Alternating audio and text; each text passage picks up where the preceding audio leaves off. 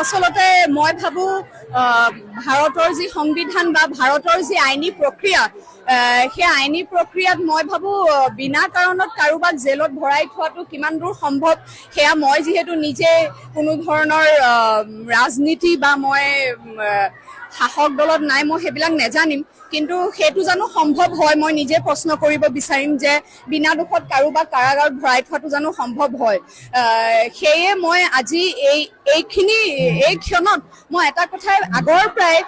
কৈ আহিছো চৰকাৰলৈ যে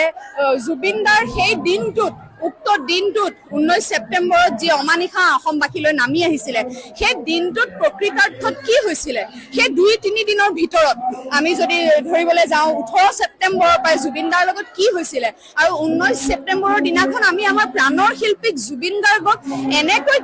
মানে ইমান অকালতে কিয় হেৰুৱাবলগীয়া হ'ল তো শিৱসাগৰত আজি শিৱসাগৰ ছোৱালী মহাবিদ্যালয়ত বিহুৰ উপলক্ষে বহাগৰ উপলক্ষে এক বিশেষ কাৰ্যসূচী তেখেতসকলে লৈছিলে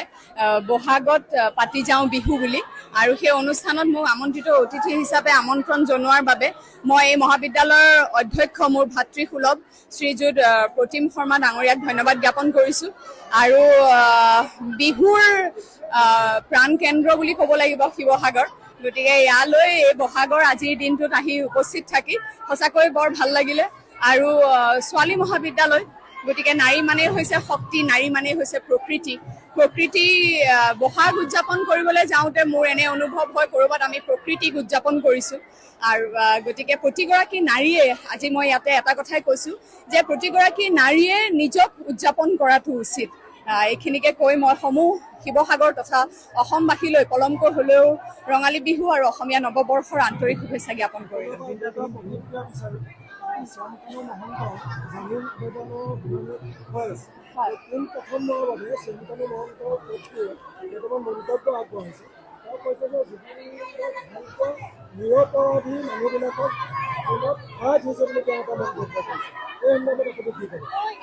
সেই সন্দৰ্ভত আচলতে মই ভাবো ভাৰতৰ যি সংবিধান বা ভাৰতৰ যি আইনী প্ৰক্ৰিয়া সেই আইনী প্ৰক্ৰিয়াত মই ভাবো বিনা কাৰণত কাৰোবাক জেলত ভৰাই থোৱাটো কিমান দূৰ সম্ভৱ সেয়া মই যিহেতু নিজে কোনো ধৰণৰ ৰাজনীতি বা মই শাসক দলত নাই মই সেইবিলাক নেজানিম কিন্তু সেইটো জানো সম্ভৱ হয় মই নিজে প্ৰশ্ন কৰিব বিচাৰিম যে বিনা দুখত কাৰোবাক কাৰাগাৰত ভৰাই থোৱাটো জানো সম্ভৱ হয় সেয়ে মই আজি এই ক্ষণত মই এটা কথা আগৰ প্ৰায় কৈ আহিছো চৰকাৰলৈ যে জুবিন দাৰ সেই দিনটোত উক্ত দিনটোত 19 ছেপ্টেম্বৰত যি অমানিশা অসমবাসীলৈ নামি আহিছিলে সেই দিনটোত প্ৰকৃতাৰ্থত কি হৈছিলে সেই 2-3 দিনৰ ভিতৰত আমি যদি ধৰিবলৈ যাওঁ 18 ছেপ্টেম্বৰৰ পৰাই জুবিন দাৰ লগত কি হৈছিলে আৰু 19 ছেপ্টেম্বৰৰ দিনাখন আমি আমাৰ প্ৰাণৰ শিল্পীক জুবিন গাৰ্গক এনেকৈ মানে ইমান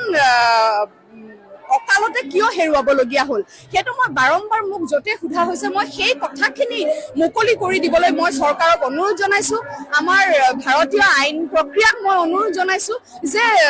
তৎক্ষণাত অতি শীঘ্ৰে অসমবাসীক এইটো জনাওক যে সেইদিনাখন আচলতে ঘটিছিল কি কেনেকৈ জুবিন গাৰ্গে নিজৰ প্ৰাণ হেৰুৱালে সেইদিনাখন সেই কথাখিনি অসমবাসীয়ে জানিব বিচাৰে